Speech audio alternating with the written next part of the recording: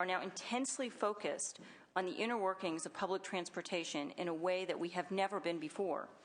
If we step back and rethink the process, we can work together to devise a plan that would be great and affordable. But time is of the essence because the California populace is permanently turning off to the idea of rail. So as you said, we've got to get it right this time. The current rationale for taking 22 years and $98 billion doesn't hold water. The $100,000 construction job figure, unfortunately, does not add up. First, you have the strange concept of job years being conflated with actual jobs with people with names. According to the authority's own EIR, there will be at most a couple of thousand people working on the project in the Central Valley, and the train takes a particularly destructive path through the cities and agricultural lands, which will take with it likely an offsetting number of jobs. In a flawed analysis, $98 billion is said to be a deal given the costs of the alternative. Like all transit, high-speed rail provides higher capacity than roads, but at a cost that only makes sense if you can use a sufficient amount of the capacity. In this case, the high ridership case, looking out 50 years in the future, would only use about a third of the capacity the authority has priced out. Even if this additional capacity was to be used in the coming centuries, time value of money reduces the cost in current dollars to a couple of billion. There is a reason that Caltrans only builds the lanes it needs today. And oddly, the only alternative that's presented is the most destructive one of building new highways and expanding the airports. Why not look at efficiency improvements like those proposed at the San Francisco Bay airports and high-occupancy travel lanes? Why not consider other regional transit improvements, particularly in regions of the state like the Orange Crush in LA, where the transportation volumes are an order of magnitude higher than the long-distance highways like the I-5 in the Central Valley? Last but not least, the analysis assumes there is a choice to be made, that if high-speed rail is to be built, planned road expansions would be canceled. Unfortunately, in our fragmented transportation planning system, this seems unlikely. With all of that said, high-speed rail could be a wonderful alternative to the existing modes of transportation, invigorate city centers, and connect areas of the state that seem far away today. However, you can't just slap a line down on a map and call it a high-speed rail system. Costs matter, particularly with the competing use of taxpayer funds. We still have not shown that we know what it means to work collaboratively with communities on projects. Plans are unveiled at public meetings. Outcomes of collaborative work don't need unveiling. The plans are oddly devastating to the Central Valley. There will be a degradation of air quality related to construction, but without any benefits, any reductions in emissions for decades to come, and there is no mitigation suggested for this. The hope is for an initial operating segment that droves of business travelers from the Bay Area will take with a train from San Jose to Bakersfield and then continue on by bus to Los Angeles. The authority tells us that even if ridership fails to materialize, they can dial back the system to a bare-bones operation and cover their costs. An interesting hypothesis, but no private investor seems willing to take the bet. Perhaps because it took 4 years for Sevilla to Madrid to attract 2 million riders in a corridor that had an existing vibrant air market. In the Central Valley, the system is designed as if to exclude the San Joaquin Amtrak service as a feeder network. The plans leave the Bay Area and Los Angeles in limbo for decades to come. Service for San Diego and Sacramento, not even visible on the horizon. This organization is not ready to build. Staff are to be listed as an endangered species. We remain totally reliant on Parsons Brinckerhoff, who is the same consultant responsible for the lowball 2009 cost figure. In the world of the High-Speed Rail Authority, where public agency and private engineering firm are so intertwined that to cut one threatens to sever the whole, PB gets paid to explain the discrepancy. They are now in charge of structuring the construction contracts. There are serious questions about whether the structure they've chosen is the right one for California or the right one for ensuring a significant role for PB for decades to come. We are building 220 miles an hour track at grade level through urban areas before getting regulatory sign-off that this is safe or finding out whether this is really acceptable to the communities. The authority continues to make unforced errors in the environmental review planning process. The board will soon be decertifying under court order for the second time the Bay Area Program Level Environmental Review document, a document that the Merced to Fresno EIR is supposed to tier from. Federal agency concerns about the selection of alternatives were dismissed.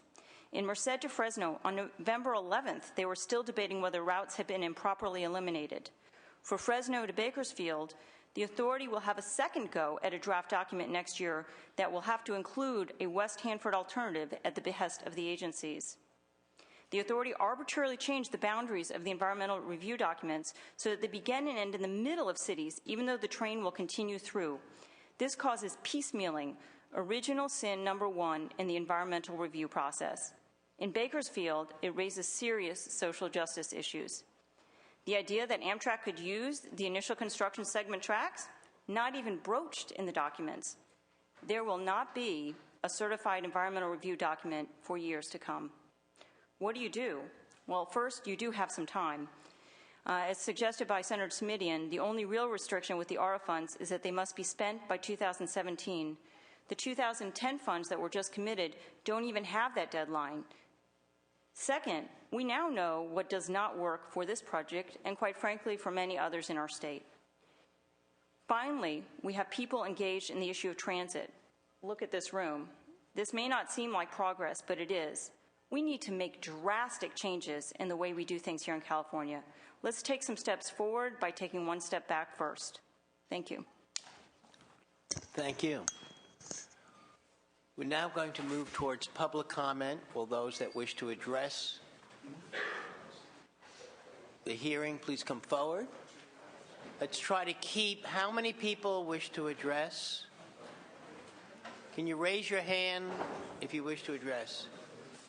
All right, we have another hour's worth, so let's just keep it as briefly as possible. Maybe 2 minutes at maximum if you can. Good. Yes. That's better than the last. Let's begin. Thank you, Mr. Chairman and members. Andrew Antwi. I'm here today on behalf of the LA County Metropolitan Transportation Authority. Here to read a brief statement on behalf of LA Metro. They have not taken a formal position on the high-speed rail draft business plan as it was just released. There is great interest, and there is at least one board vote on the overall subject of high-speed rail. My comments can be divided into three broad categories: role of local agencies, funding, and connecting to the Los Angeles region. Good. Those are I'd like to preface my remarks by just reiterating we haven't taken a board position on the draft business plan. But the LA Metro supports the high-speed rail and the idea of completing high-speed rail in California, and understands that the decision to construct the initial construction segment in the Central Valley is one that's been made. It's one that's made. There's no way that we at the local level can substitute our judgment for the decision that's been made, and we're here to say going forward we just have these positions we want to communicate. We think that the segment should have independent utility and should ultimately establish connectivity to the millions of riders that come from the Southern California region. And towards that end, Metro urges concurrent investment in the Southern California portion of high-speed rail of the statewide network to ensure timely connections with the largest population center in the state. LA Metro staff views the revised business plan as a significant improvement, and we're encouraged by elements such as the blended corridor concept. However, there are several unanswered questions in the business plan. Our first major concern centers around when and how the project will reach the 10 million people in Los Angeles County. We're making significant investments in the transportation system in Los Angeles, including Measure R, which is significant investment in rail to connect the extreme parts of the region. We're making significant investments, as I said, through Measure R, and the business plan recognizes that effort. We appreciate that. Many of these efforts include the recent purchase of LA Union Station. And these purchases, like Union Station, are directly linked to successful development of high-speed rail. We're looking forward to the plan being much more specific about high-speed rail authority's commitment to Los Angeles specifically and to Southern California in general. And we need to ensure that the investment in statewide high-speed rail is done collaboratively with those of us at the regional level. Additionally, the board did adopt, as I said earlier, a position on high-speed rail supporting the alignment through the Antelope Valley. This community has significant commitment to high-speed rail. We think it's a crucial link to heading towards LA Union Station, even under the Beta Basin scenario. We also want to see the authority take concrete steps to ensure that local agencies will be key partners in bringing this project forward. The business plan strikes the right tone in this regard. A second major area of concern with the business plan relates to funding. While there are clearly major issues to be addressed, we feel that this is an opportunity for collaboration. We do feel that specific commitments to our region are vital to the project's ultimate success. The plan identifies potential future funding opportunities, some of which are the same opportunities for funding that we're looking at for our local priorities. In Los Angeles, for example, Metro has allocated a portion of our Prop 1A connectivity funds to the Regional Connector Project, which is also funded through Measure R. This project is one of our 2 federal priorities that could bring significant amounts of federal New Starts funding to the state. The Regional Connector will provide a direct transit connection 2 minutes. to the high-speed rail project. I'll wrap up. Thank you. And will allow riders to access high-speed rail without getting out of their car. I'll just wrap up by saying the plan also identifies other funding opportunities that would create competition with priorities in our existing transportation program. We ask that the plan respect those priorities and not compete for funds that are needed by local agencies like Metro to meet the variety of mandates such as federal air quality and conformity in SB 375. Thank you. So what I hear you saying is while they made great strides forward in terms of involving, there's still more work to be done involving the input from regions. From yes. regions. Thank you. Yes. Yes, Gregory Connell, and I testified for you a couple of years ago in Senator Smitty and Lotha and Palo Alto. Oh, I remember that. I was president of the California Public Utility Commission, and I was on the commission for 6 years. I was on the Transportation Commission for 2 years. During that time, we were very involved with the High-Speed Rail Committee. One of our commissioners was on that committee, so I've been involved with this issue almost 20 years. So I just think I have 2 points to make today. One is one from 50,000 feet, and the other is at ground zero.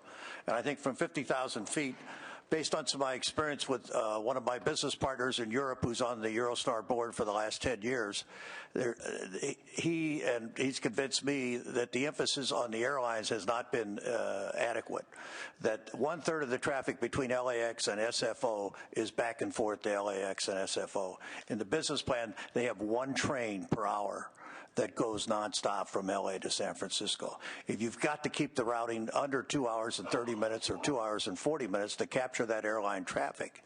Between London and Paris today, 80% of the traffic is by rail. The rail sets the price, not the airlines. And that's the opportunity you have between LA and San Francisco. So I suggest that you reconsider the routing so that you make sure that you can be competitive with the airlines by going down Highway 5 and over the Grapevine and get the job done in 5 years, not 30 years. I mean, we went to the moon in 5 years. I think we can build a high-speed rail in 5 years. Now, my ground zero point, I think that going up the San Francisco Peninsula has been a continual struggle with the cities because there's been lack of responsiveness to the residential areas and the downtown areas. And I'm just suggesting that you look at the Alameda corridor. There's 20 miles of corridor with 3 tracks. You could expand that to 4 tracks coming up the peninsula. You would solve all the congestion problems that a blended system is going to create. I mean, 1/3 of the peninsula will be constipated every hour because there will be no movement.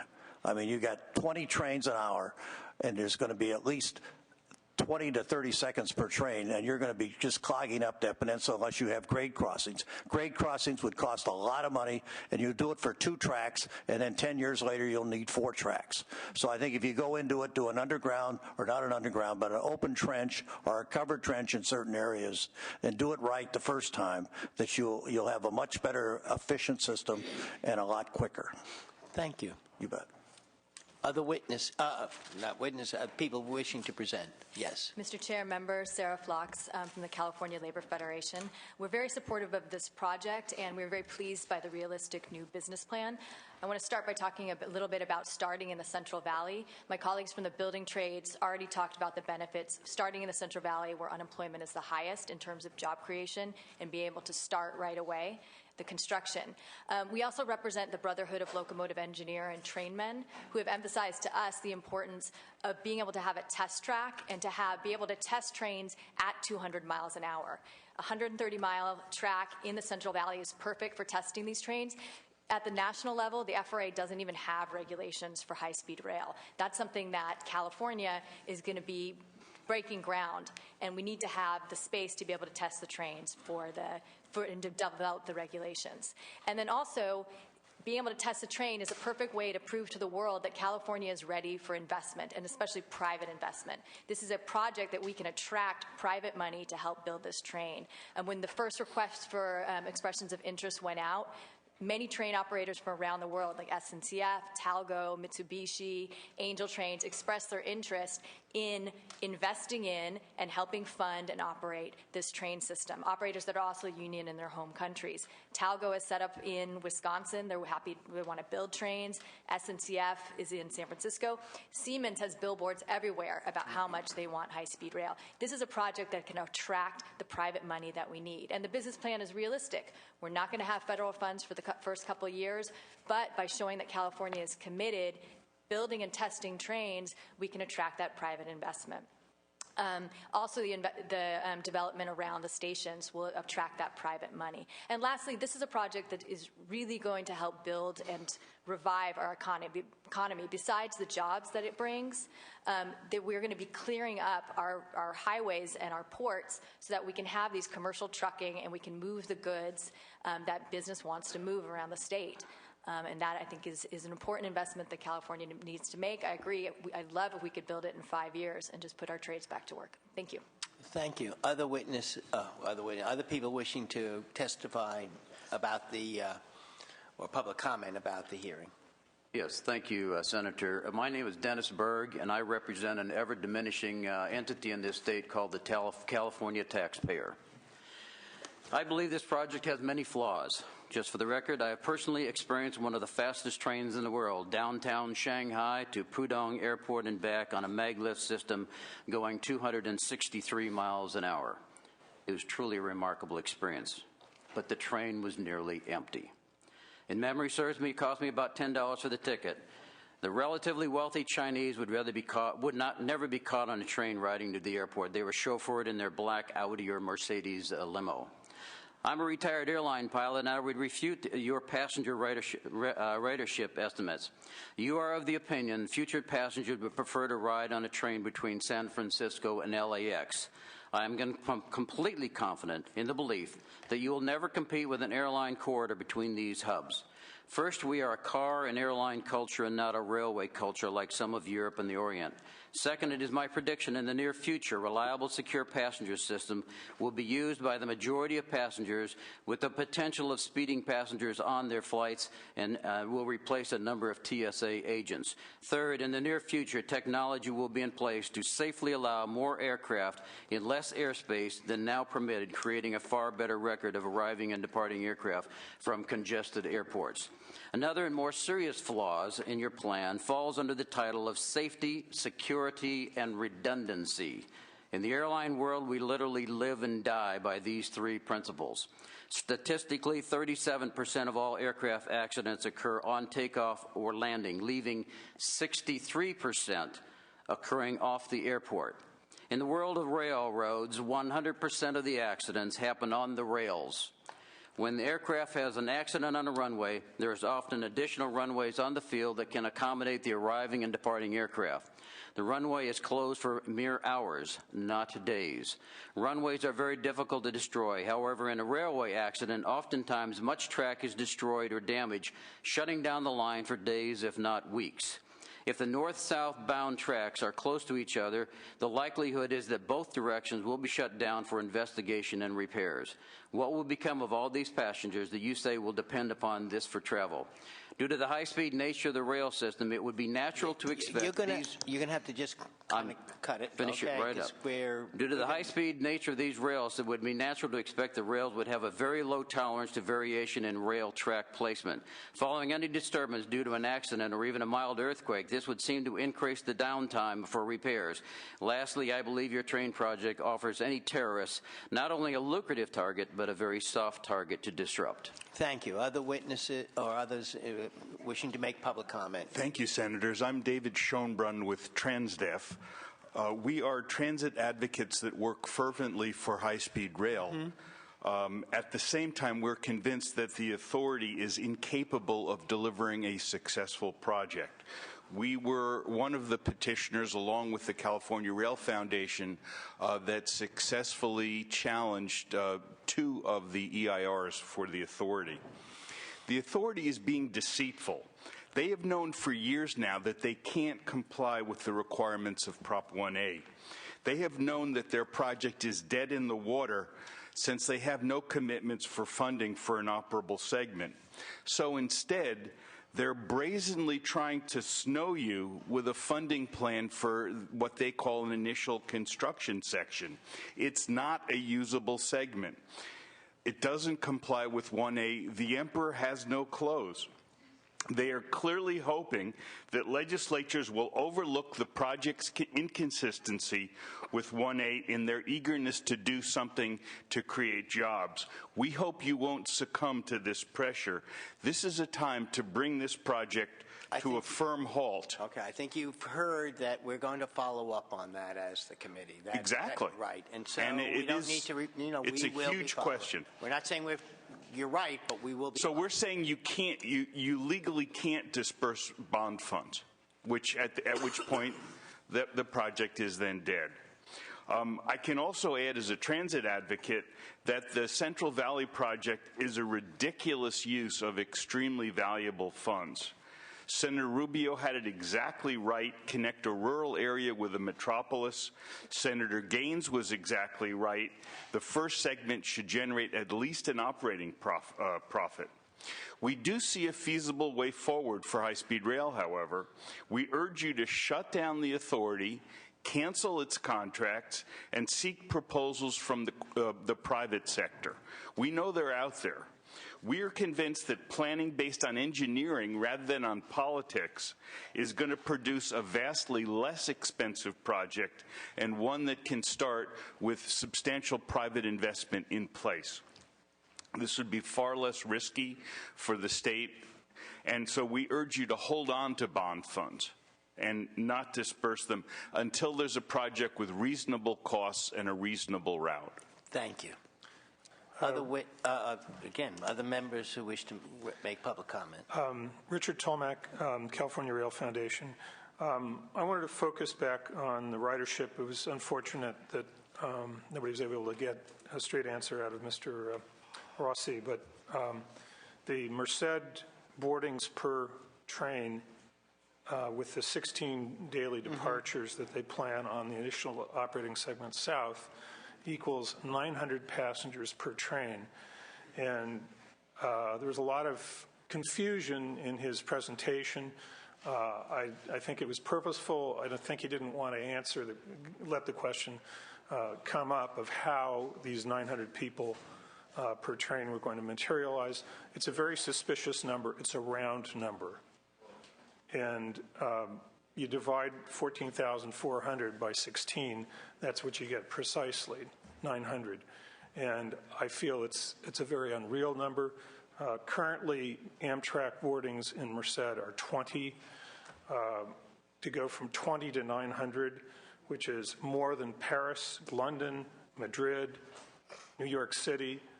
This is the unreality of the ridership study, and it needs to be addressed. There's going to be a parade of academics, perhaps, but you still have to get down to the basics. How come you think this amount per train? There's an easy answer to how to get around this ridership issue. There are other companies which are currently under contract to the state of California. For example, AECOM has, for Amtrak and Caltrans, the Amtrak-Caltrans ridership model. They could run that model. It's already calibrated. It's not in development. It's been used for the last 25 years. The results are completely known. I want to say one more thing on the 45-minute savings that is claimed between Fresno and Bakersfield. Ask for proof. Ask for a line diagram showing the train performance calculator and what their assumptions are. And I think in every case where there's an easy answer that this authority has been giving you, you have to probe further. Thank you. Thank you. Other witnesses?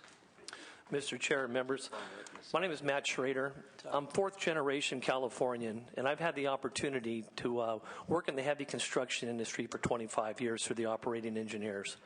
I'm very proud and grateful to have that chance to take care of my family at a decent wage and the health care and the programs that it provides. Can you give your name? Yeah, I did. Matt Schrader. And, back in the day when Highway 99 was put in and I-5, if you had to go back today and put in another lane or expand those highways through the Central Valley, connect Northern California to Southern California, the cost of doing that and the delays and the traffic congestion is huge. I've worked on the Highway 50 corridor, the 80 corridor. Anybody that drives around here, this is an example of us running out of property and real estate of trying to keep our systems going. With the population increasing in the next 20 to 30 years, the airports, Southern California or San Francisco, LAX, running out of real estate. We'll be blowing out Sacramento Airport and turning it into one huge conglomerate in our backyard. But in order for us to continue, we have to start thinking out of the box. Now, this might not be 100% correct, but we're going somewhere. And everybody here in this room, I don't think would disagree with the fact that we're here about wanting to go green, right? We want to get away from the cost of fuels and the environment. There's no guarantee of what the future holds when we're purchasing fuel overseas and not drilling here in the United States. We have to look for another source of transportation. This might not be the perfect answer today, but I think we need to continue to keep moving forward and looking for that second opportunity for us to keep moving forward. Thank you for your time. Thank you. Keep going. Other members of the public? Chairman and members of the committee, I'm Dr. Glenn Parsons, and I have had some econometrics in my background, and I also have taught econometrics, and it was interesting to listen to the professor talk earlier about his models. As an economist myself, I also address my students about the beauty of the model. And I got the same kind of groans and reactions as I saw a few of you give as well.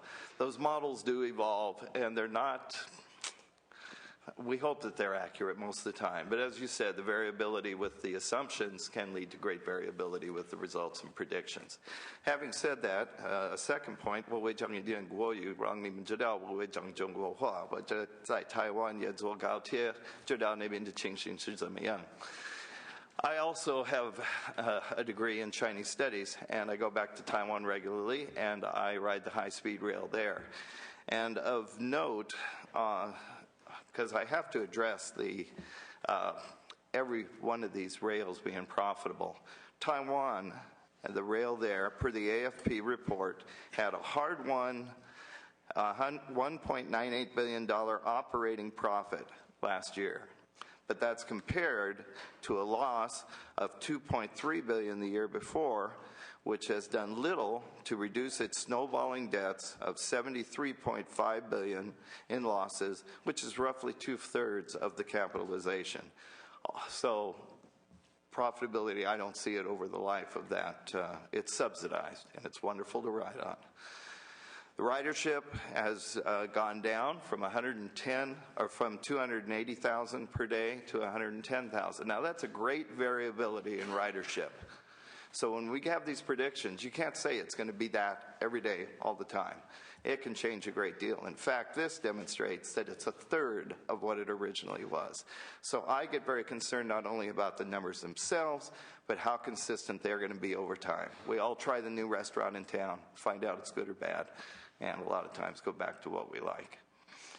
Finally, with that, if we're going to proceed forward, I am from the Central Valley, fourth generation on a farm that's been in my family for over 100 years, and I am greatly distressed at the the way this is moving forward to take land and to do a test section and take all this land just cuts to my heart.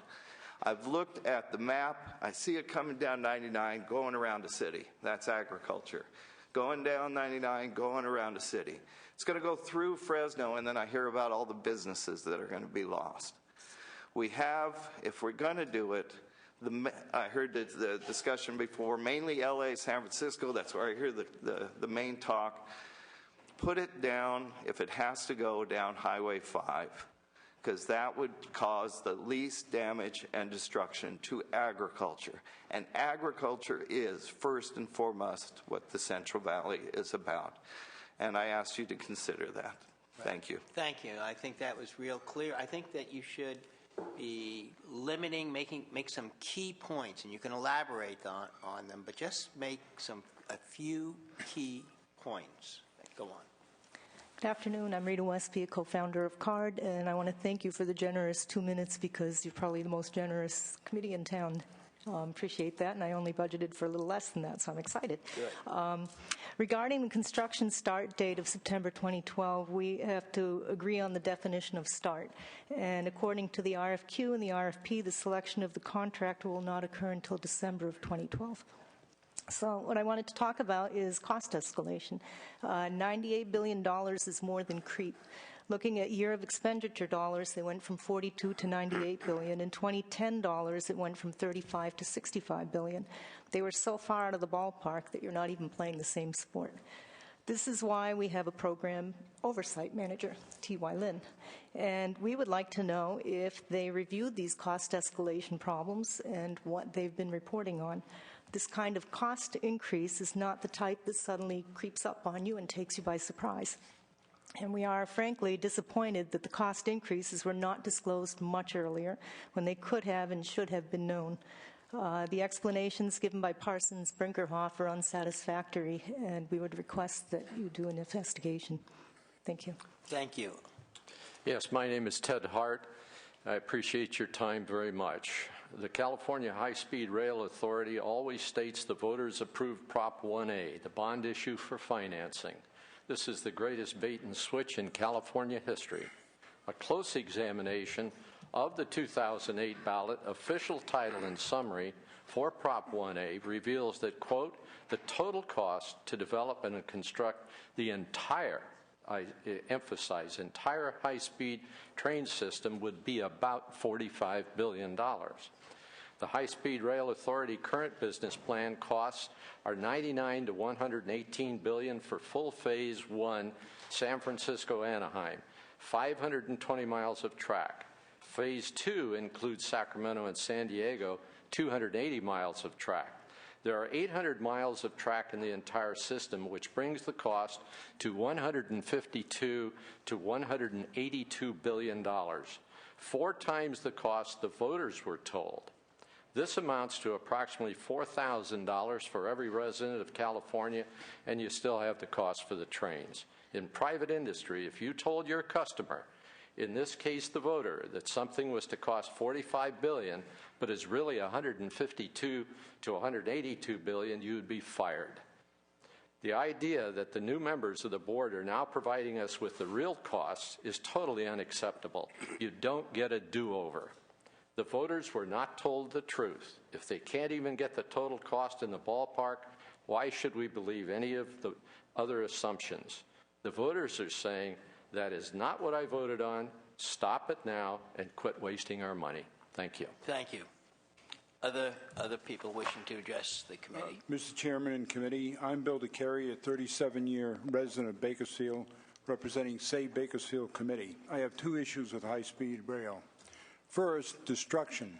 In Bakersfield, high-speed rail destroys 239 homes, 282 businesses, affecting 1,352 jobs, 8 churches, 160 low-cost housing units, and I could go on.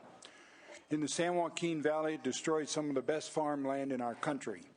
Second is cost. Taxpayers simply cannot afford it, not the federal government and certainly not the state of California. The High-Speed Rail Authority's business plan is 230 pages of hype and hope. High-speed rail bonds should not be authorized by the legislature. Any bonding capacity needs to be reserved for needed projects with known outcomes, such as water delivery, levee, harbor and port, and highway projects that will provide needed construction jobs. I respectfully request the high-speed rail project not be funded. Thank you. Others addressing the committee. Yes, good afternoon, Senators. My name is Charles Volz. I'm on the board of directors of the Community Coalition on High-Speed Rail. And I want to address the ridership model issues because so much turns on that. And I'm loath to take issue with one of my alma mater's distinguished professors. So I will quote what he had to say at a recent seminar at Northwestern on what the essential elements are of a peer review panel. At that seminar, he said, what is critical is that the panel should be involved very early in the process. And he says sometimes they form a panel through, sometimes they form a panel and you're at the point where you look at this and basically they're looking for an answer to, can we proceed with this model or not? And it's very clear that after that much money has been spent, no one wants to hear the not answer. So this is really a very uncomfortable situation for anybody, and it is not an effective way to do this job. Now, in that case, he wasn't particularly talking about the California project. He was talking about projects where they had already expended half or more of the budget. But as Professor Koppelman testified to you, they ended up having to stick with the original model because of the time constraints that existed on both the High-Speed Rail Authority and on the panel. And by the time the panel got involved, it was after the ITS had weighed in, it was after the Pacheco Pass had been selected over Altamont, in part on the results of the ridership study, and other decisions had been made, and they were up against the what looks like an artificial deadline on September 2012. So they were in a bind. They were in the same situation as when a lot of the money had been spent. Right. And as a result, they were not involved early enough. And I think when you look at the study, you have to realize that those were boundaries that they were operating under, and that has to be taken into account as to where, how you read that study and what alternatives there may be. Thank you. Thank you. Others testify. Yes, Senator, my name is Cole Upton. I'm a farmer from Merced County, and I'm representing Preserve Our Heritage, which is a grassroots organization of 200 to 300 of us in Merced and Madera counties have been active for a year and a half. We're actually in the twilight zone because the Merced to Fresno is not a contiguous route. They took out about 20 miles of it, and they're putting it, segmenting it into the Merced to San Jose. So we're not under imminent approach here to be having our land taken. So I'm here to support the people in Kings County who are, because what's happening, this authority has taken the infrastructure that's taken decades to develop in the Central Valley, and I'm including in that our water systems, our SCADA systems, our measuring system, making up some of the most efficient farmers in the world outside of Israel as far as water.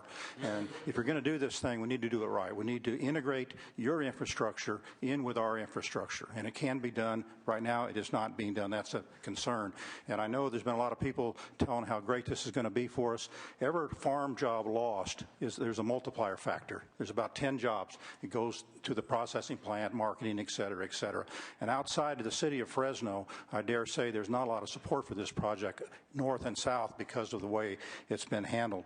Now, your business plan is one thing, but your draft DIR is another thing. We have a big problem with that. In my area, the county is wrong, the roads are wrong, the rivers are wrong. I had to rewrite it in order to comment on it. Shouldn't have to do that.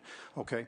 So lastly, I've been asked to appear in Congress on December 15th on California High-Speed Rail on Congressman Schuster's project. Now, I'm just a farmer, but the intuition I'm getting from their staff, it's not about how can we send more money to California for their project. Thank you.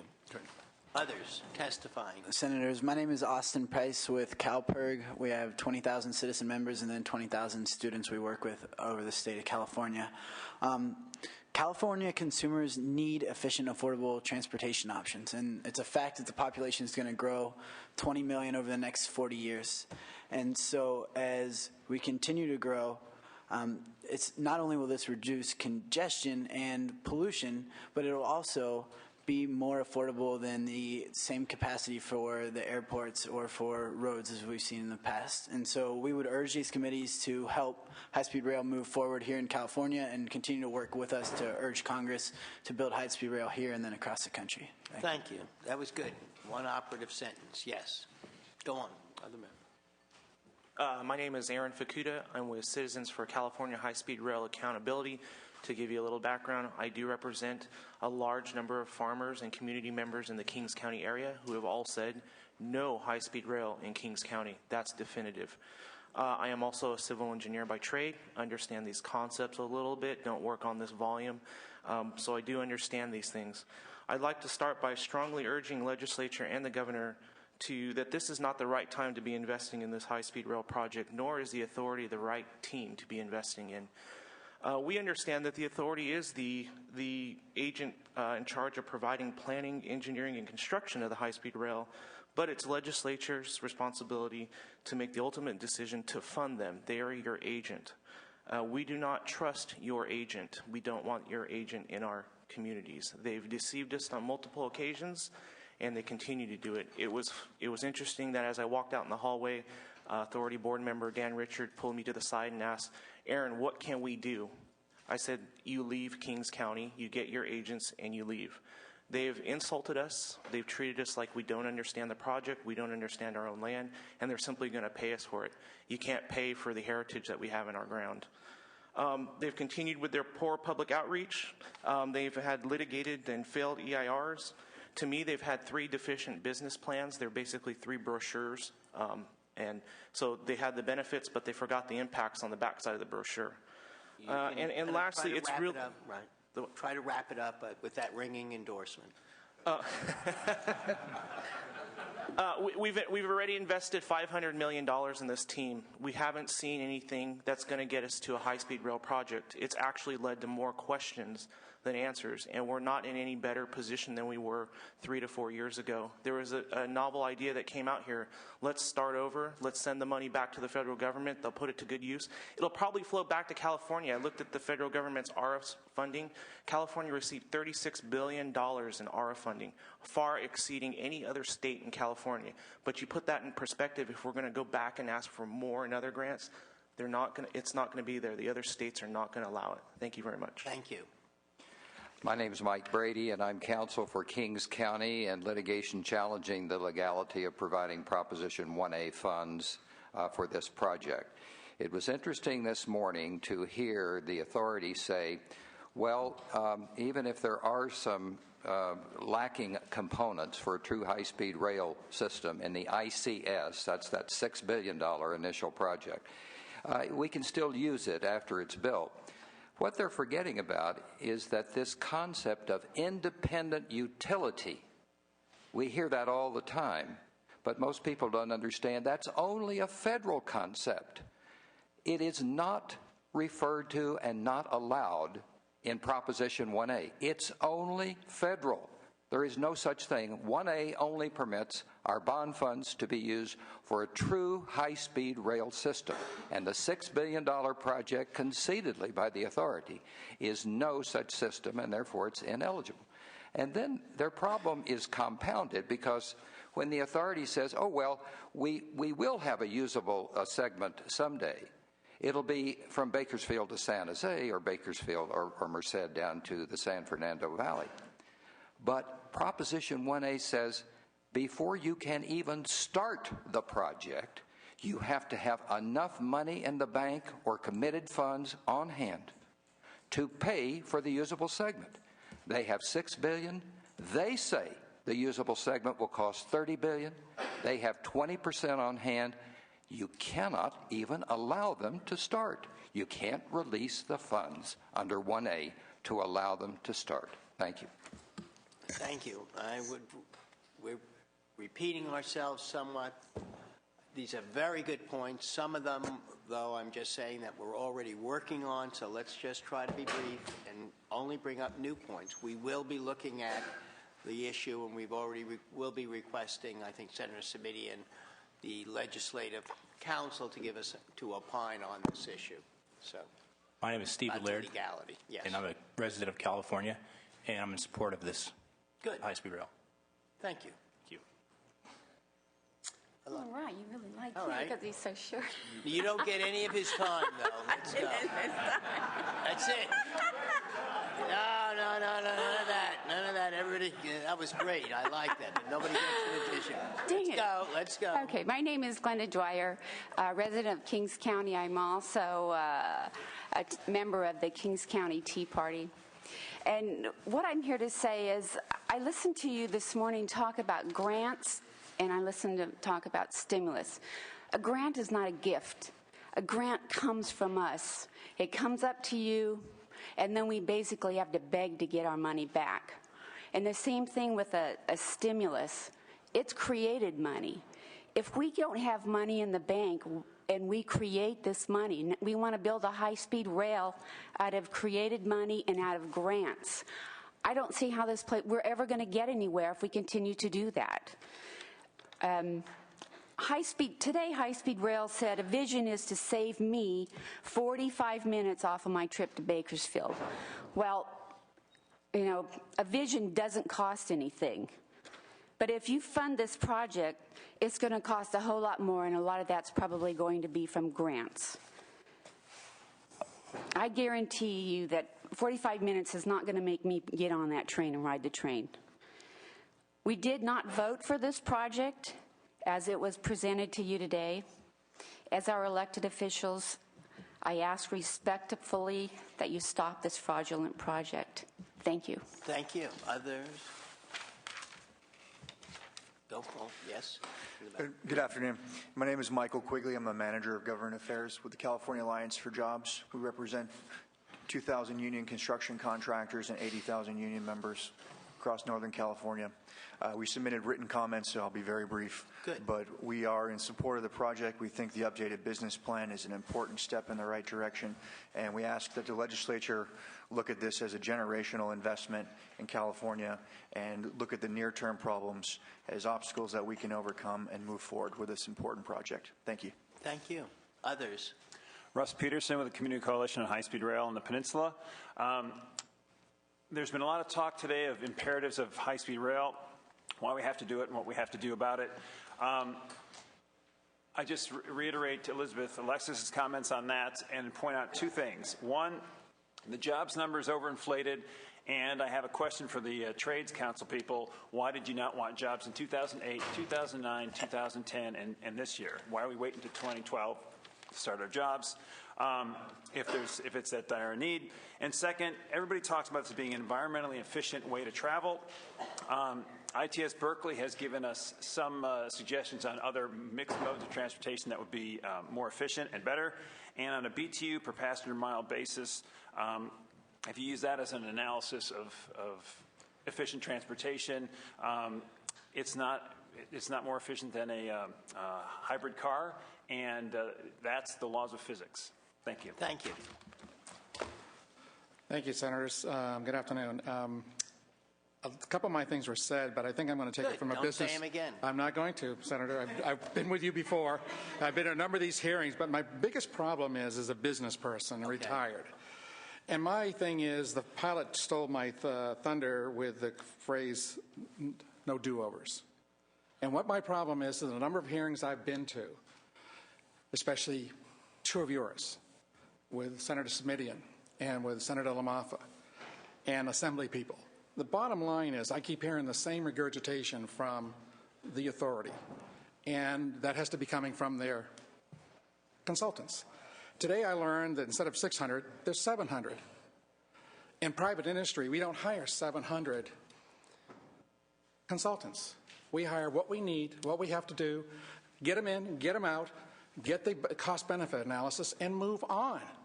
These guys are going out there and they're producing, as far as I'm concerned, this is where I'm coming from the business side, The product that's being produced and presented to the state of California, to the taxpayers of California, and back to the federal government because they got their finger in the pot.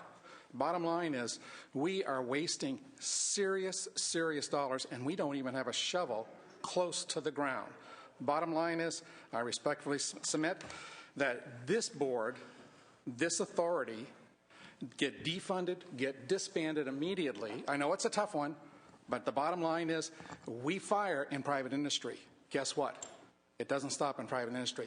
It also starts with government. I say, as a taxpayer, it's my money, and my suggestion is they get fired and start all over again with somebody new, that somebody has the responsibility to do it right the first time, not the 14th time, the first time. Thank you very much. Chair Lowenthal, thank you very much for your time and work in addition to the other committee members. My name is Richard Hackman. I'm representing the city of Palo Alto today. I'll keep my comments as brief as I can. I can assure you I've already shortened them. One quick comment. The city of Palo Alto is in the process of drafting a formal response letter to the 2012 draft business plan. However, we do advocate an extension of the deadline for those comments. So if you have any influence in that, we would appreciate your support. Okay. Quickly speaking, generally, the city of Palo Alto is still very concerned about the ridership projections and sources of additional future funding cited in the plan. More specifically, I have 4 brief points for you. Terminology is used in the plan that is not consistent with Prop 1A. Therefore, the city objects to the expenditure of Prop 1A funds on an ICS until at a minimum all of the funding is identified for an IOS. Next, the plan appears as though it's capital constraint driven. The city feels this has been a continuing issue with this project and is being driven by American Recovery and Reinvestment Act funds. Through the chair, excuse the interruption. Yes. I know you're trying to keep to your 2 minutes, but if you could take a deep breath, go a little more slowly with the acceptance of the chair so we could hear the 4 points. I'd like time to process Certainly. them. Thanks. All right, okay. I will do that. Deep breath. No, I'm sorry, I'm trying to race, but the city feels this has been a continuing issue with the project, and despite the CHSRA's desire to spend these funds, we do not feel it should be the basis for construction or environmental review decisions.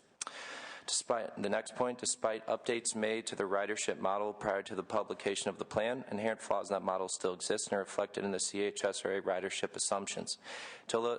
Until that is fixed, no assumptions about ridership reflected in the plan can be considered accurate or used for decision making. Finally, it's not clear who would be responsible to make up the funding gap if private funding doesn't materialize. And one more point, in the year of expenditure dollars, the total capital cost of completing the Beta Basin portion of the system is $54.3 billion. Thus, to complete what many would consider to be the minimum system necessary to avoid an operating subsidy, the CHSRA would rely on $30 billion in additional federal funding. With the current state of the federal government, that seems like it would be very unlikely. Thank you very much, and thank you, Senator Simitian, for a little time. My name is John Smedley. I live in Madera, California. Utopia. According to Daniel Webster, it's an imaginary, non-existent island. You want to know where your billions of money is to pay for this high-speed rail? It's on the island of Utopia.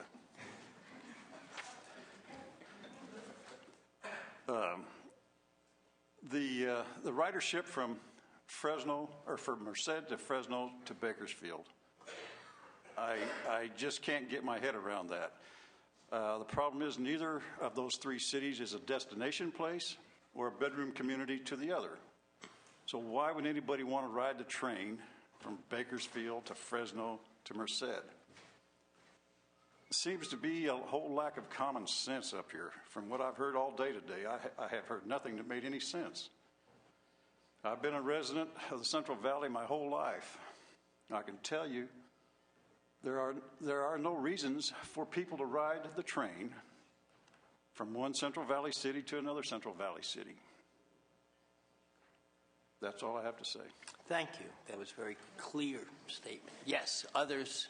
Kathy Jones, Hanford, California.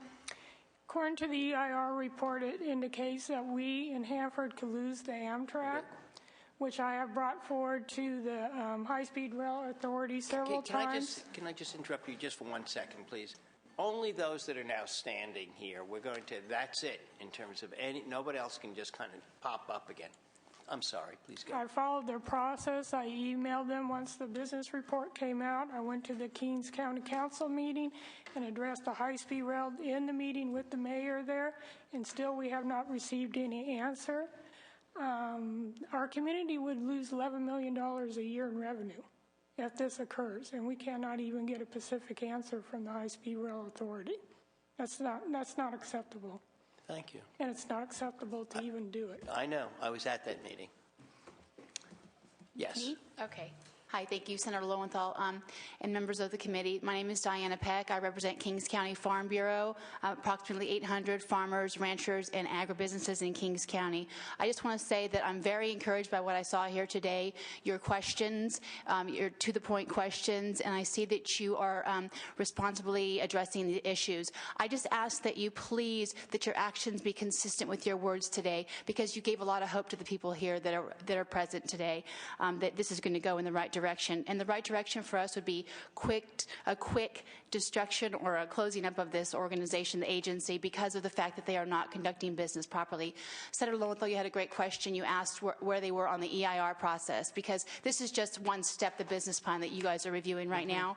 The EIR process is a disaster, and there were more comments submitted on the EIRs for the Central Valley than any other project in the history of California, and I guarantee that those comment letters were not fan letters. They were comments of severe concern. There are grave deficiencies in the EIR, and there are also grave violations of the National Environmental Policy Act in Kings County. I just want to create one quick scenario for you that I think you can understand.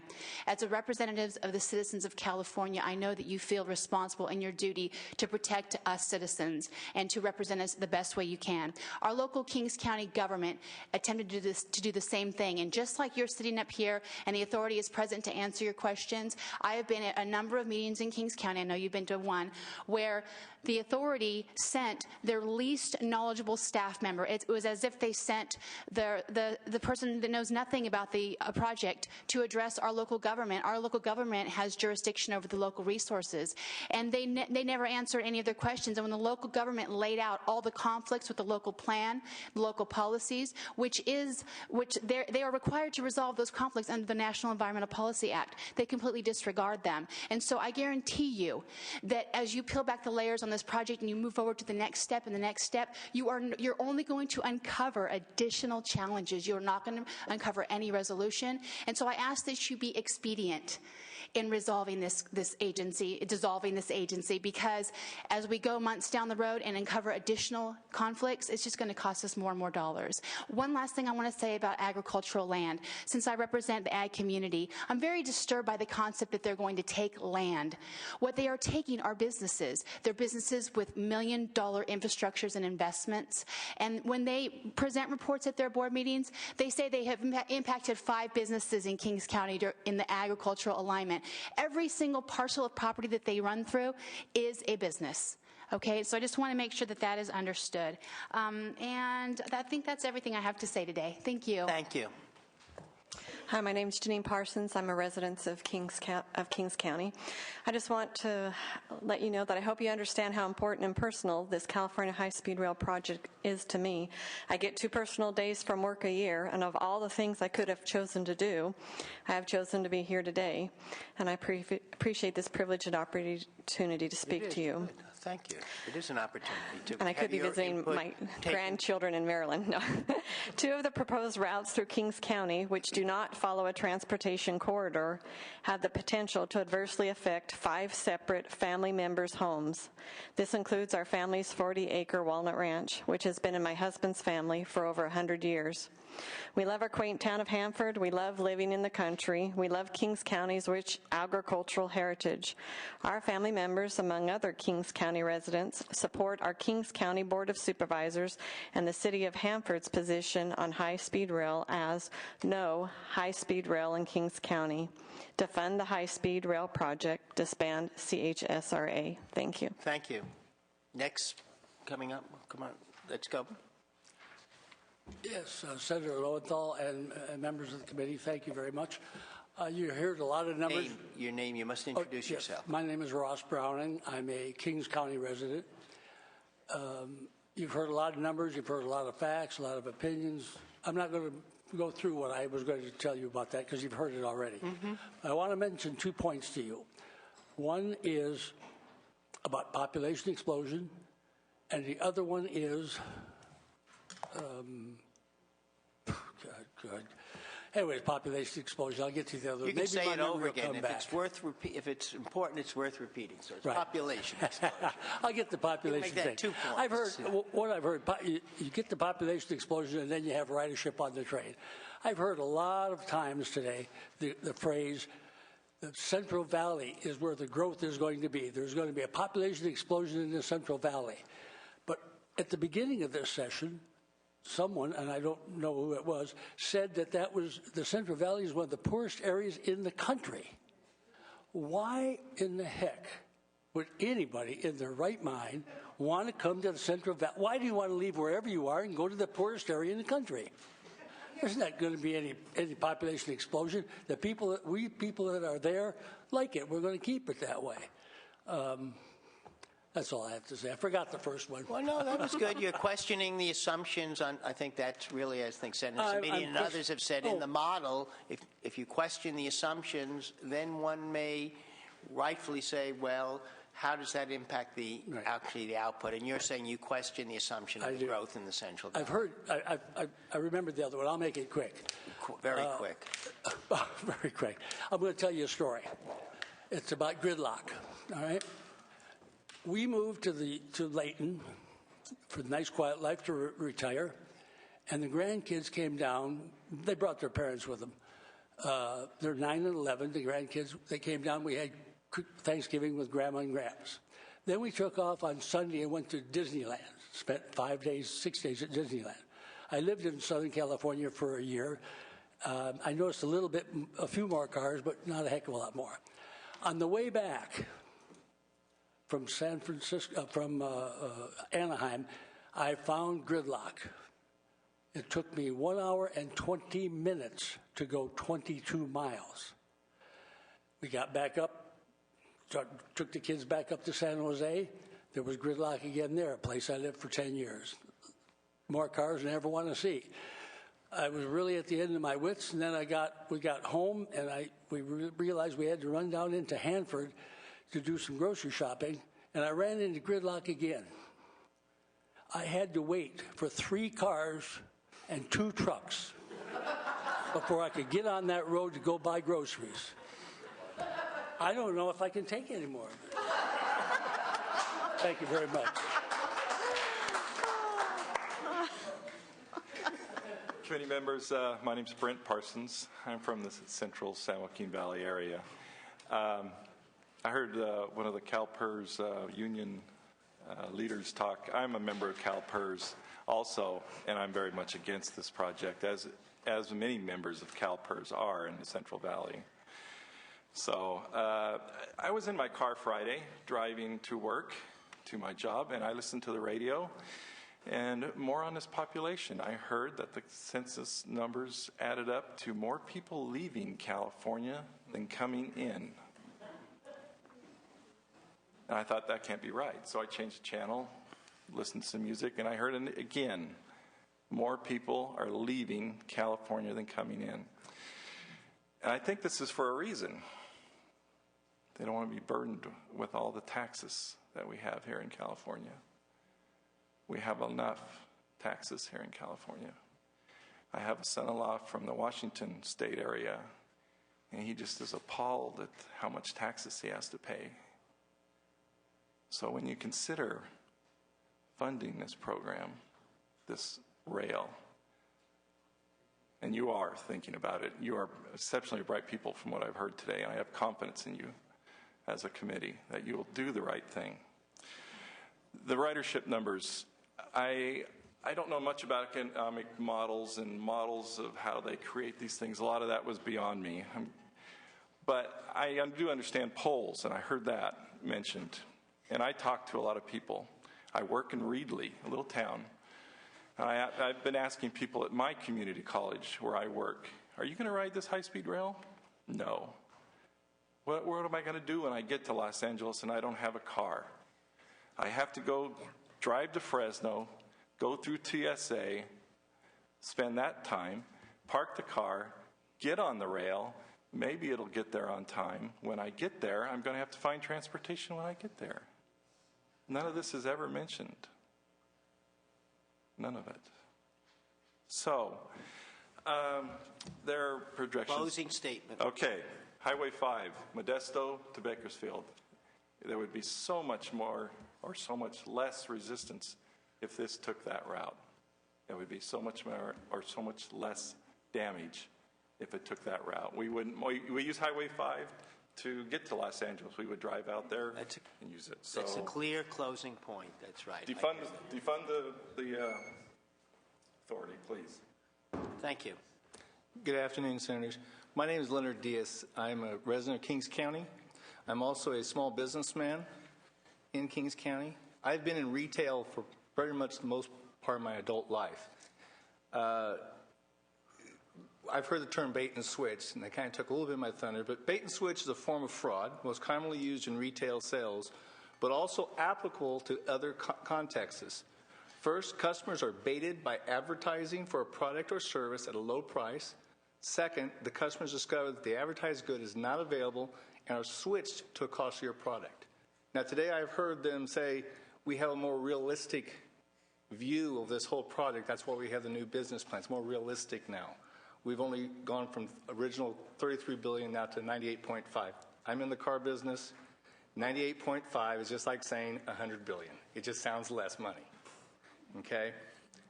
In 2008, we were presented with Prop 1A, where we were told about this great fantasy of being able to travel from Northern California to Southern California on a high-speed rail train in under 3 hours. This miracle train would only be built on existing transportation corridors, would be totally self-sufficient, no taxpayer subsidies, and would only cost us $33 billion. $9 billion, a little over $9 billion in a bond that we taxpayers have to pay. You know, we're here to let you know that this is what's going on here is not what was advertised to the voters of California back in 2008. And I think it's time for the California voters to decide whether we should continue with this whole project. They, in their own words, have said, we have a more realistic view of what's going on now. So in other words, what they had back in 2008 is not what they even knew was going to happen now. So we need to take this back to the voters, let the voters do it. And also, we do need to take this out of the High-Speed Rail Authority. I've been at those meetings in Kings County when you were there also. Our questions are not answers. I'm on a school board. We've asked specific questions. We've gone into coordination with the High-Speed Rail Authority. They have ignored us. They say they don't have to talk to us, but they'll listen. They'll ask, look at our questions if we pose it to them in card form. That's not coordinating with anybody in local government or anything like that. And one last thing, as a retailer, I heard today also that the bond did not include the interest payments and all that stuff, what was advertised to the public. I have to disclose full disclosure contracts to my customers. That includes interest, payments, everything, total cost before I can do business. If I don't, I would be in jail. I think it's about time for them to start doing full disclosure. Thank you. Others? Good afternoon. Go. My name is Martha Kolstad. I'm a California native, born in San Francisco, but a current resident, or a long time in Fresno, California. And I'm here to represent myself as a citizen and a taxpayer. And a lot of what has been said before, I agree with, and I'm going to just ask you to kill this. California's broke. The federal broke. We have no money. Kill it. That's all I'd like to say. Thank you. Do you want to come up? This is the four of you are our concluding statement. Okay. My name is Kathy Hamilton, and I'm a board. Person there. Oh, I'm sorry. No, excuse me. I was just told that you are the penultima. There's one more after you, but we'll go on. I'm Kathy Hamilton with Community Coalition on High-Speed Rail. I had a prepared statement, but I thought that there were other things that weren't mentioned before that I should talk about first. I wanted to say that while you've heard that the iOS is the only legal starting place, Note that the ICS has 1 foot in one segment, one corridor, and 1 foot in another. They should not be allowed to start until the entire segment, the ICS, is cleared. And they should have their own EIR according to experts that I know. I wanted to also say that Mehdi Morshed, a voice from the past who was before Mr. Van Ark, he said that the Central Valley Plan will not make money. It makes no sense. It's ridiculous. That's from somebody who was very pro and is still very pro high-speed rail. The other thing I wanted to tell you, Senator Simitian, the blended plan that was presented in the business plan is not accepted by everyone. It doesn't even meet your minimum standards as far as what is important. There still is a 4-track raised option. There is no Attorney General's opinion on if it is legal, and there is not one smaller description that would mean one-time build. They still talk about a phased implementation. So it doesn't even meet minimum standards, and I can tell you it is not accepted despite what you hear from other people.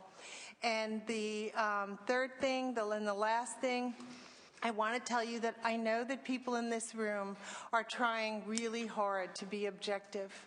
And I want you to know how much there is on the line for the state of California if you get this wrong. Senator Simitian, you said that you can't be rushed.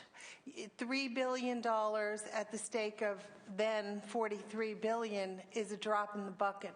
It's a much bigger bucket now.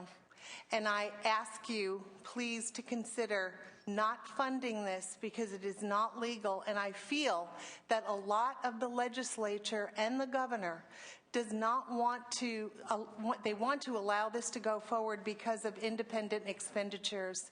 And I think you know what those are, and I've written about them. That is that $66 million was contributed from 25 committees in the elections between 2001 and 2006, including a land developer who contributed $8.6 million. Those are big dollars in the pocket of new people coming on, especially to the Assembly, and that can turn heads and buy votes. You can't let this happen. It's wrong. Thank you. Thank you. Senator, just before we go on and before Ms. Hamilton leaves her place, if she'd stay put, I want to clarify the proposal that Assemblymember Gordon and Congresswoman Eshoo and I put forward back in April. Because I think it's either misunderstood or perhaps we haven't communicated well. As I said earlier today, and I want to underscore this, the blended plan is the starting point for the conversation, not the end of the conversation. What my colleagues and I said back in April and have continued to say is it's the minimum that would allow for a conversation about high-speed rail, at least in the San Francisco to San Jose corridor.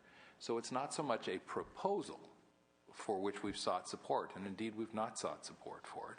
What we've said is, if you're going to have a serious conversation with people in our corridor about high-speed rail, then this is the minimum you have to commit to before we can have that conversation. So I want it to be understood in that context. I also said today, and I think I was pretty explicit about this, that we specifically called for one of the 3 elements in a blended plan to be a scaling back of the EIR. So that continues to be out there as an expectation for whatever a blended plan might look like. And finally, I just want to say,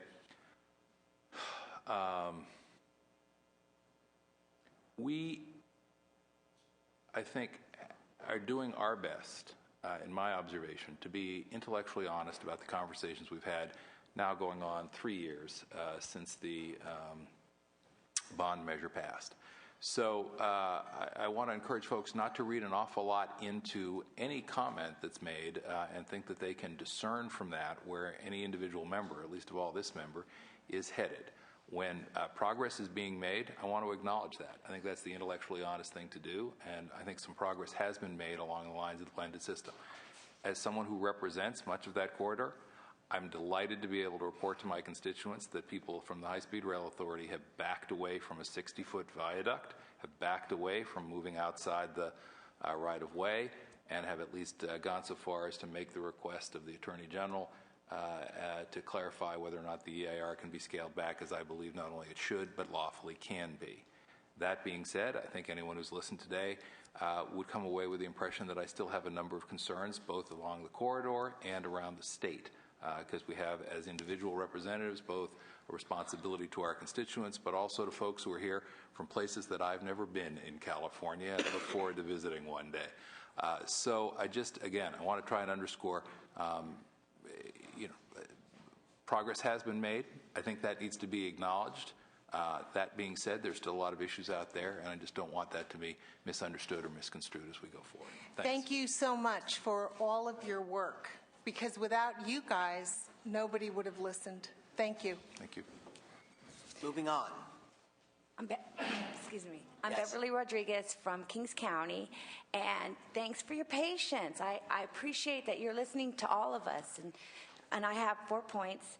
Well, I don't know if you call them points. I live in Hanford, and once a month I go to Covina, and it's $96 to travel on Amtrak. It's $80, 40 up and 40 back, and then it's 8 and 8, so it's 16 to use the Metrolink. If I don't have the extra money, I'll drive, of course, and if you have driven on the Grapevine, it's really dilapidated. It's real bumpy, and it just, you almost have to find like this groove to get between to, so you don't have this. Okay, so that's 2 points. I learned today that the Amtrak is owned by the government since 1971. That was news. And I want to say that I think Amtrak is being underutilized. The freight train it has priority. I don't know what that corridor is, but the freight train makes money, so they're given priority, and then Amtrak kind of squeezes in between there. And so I just wanted to make that point. Thank you. Next. Sandy Newburn out of the Central Valley, lifelong resident of Central Valley. Wow, boy, during that first meeting, I was having a real Nancy Pelosi moment. We've got this bill, it's 1,400 pages, let's pass it now, and then we'll find out what's in it. Well, this is too much money, there's too much at stake here to be cowed by that $3 billion that the government's dangling in front of us. I'm glad, I applaud you for asking the hard questions. You look like you're going to take the time to deliberate on this and do the right thing. May of 1869, the Transcontinental Railroad was completed. Railroads are old technology. Cyberspace is the wave of the future. There's going to be teleconferencing, telecommunications. Somebody who's an executive and his time is worth a lot is not going to spend 2 or 3 hours on a train or an airplane. So I think there's going to be a lot of stuff that we don't really realize now. I'm on the leading edge of the baby boom. I'm already retired. People behind me will be retiring in droves. A lot of those jobs will not be filled. They're going to drop off the edge because they're older tech. So, this thing about all these algebraic or trigonometric projections of, 50 billion cars on the road and all this, that's ridiculous. I don't think that's going to happen. So I got 4 words: stop the folly trolley.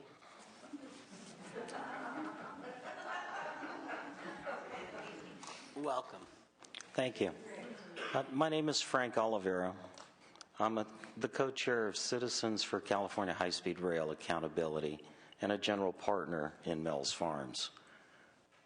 We own farmland in Kings County, and we've been there since before Kings County was a county.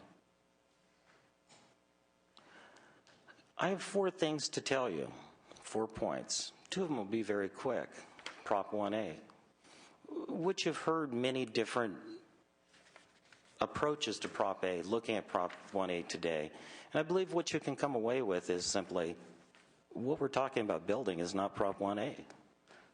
Since we're talking about not building Prop 1A, let's not use Prop 1A money to build it in the project.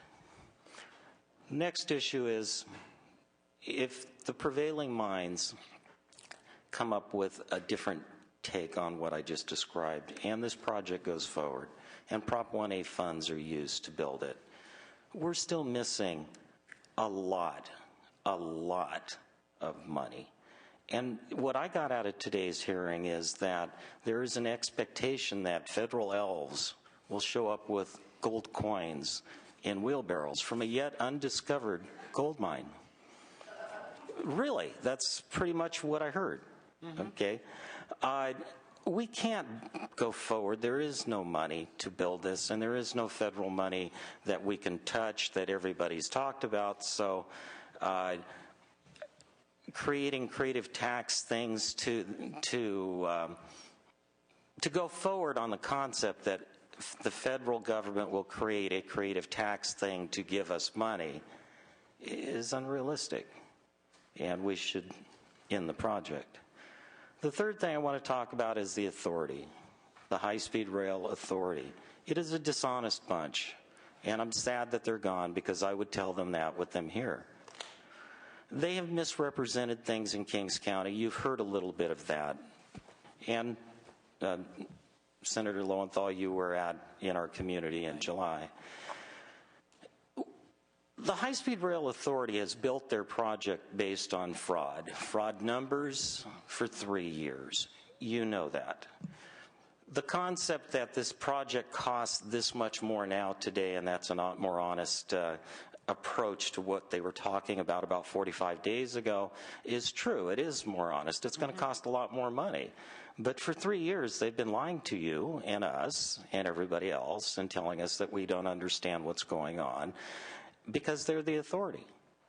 They have misrepresented details. They've misrepresented details about the community that I live in, and we take issue with that.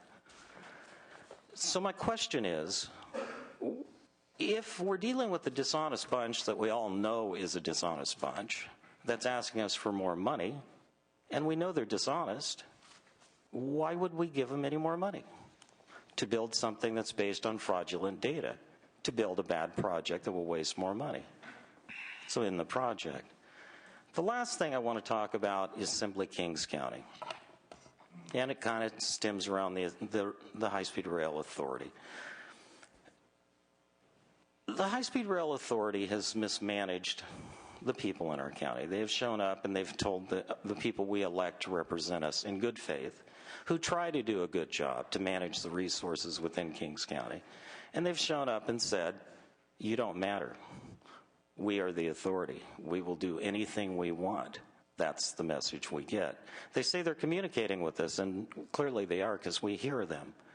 We hear what they say. They've shown up and said, we won't work with the county because the county wants to work with them. They just simply won't do it. As a landowner, they have told me lies. They've told me things that aren't true.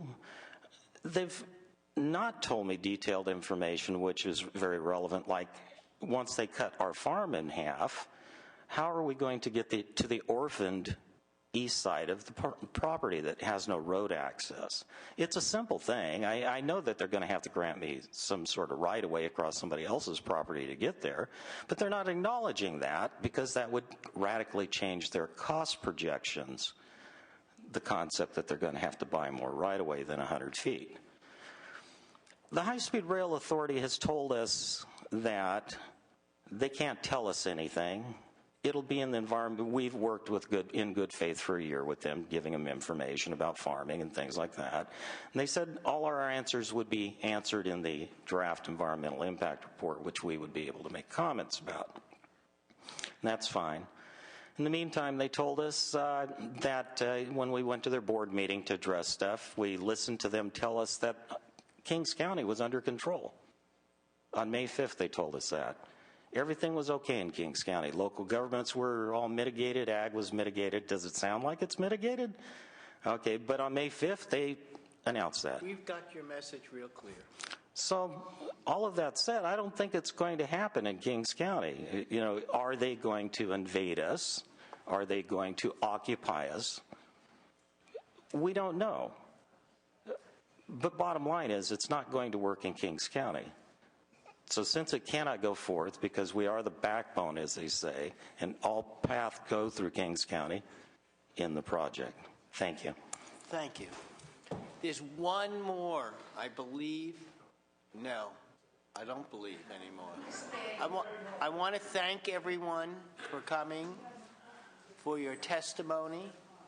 I think it was a very complete hearing. I'm a little kind of bouncing around now. I've only been here 5.5 hours straight through, but I found it very, very informative, and I'll kind of sift through it, and I want to thank everyone. May we thank you all. Thank you. Senator Simitian, would you like to say anything? Thank you. Thank you, everyone. This meeting is now adjourned.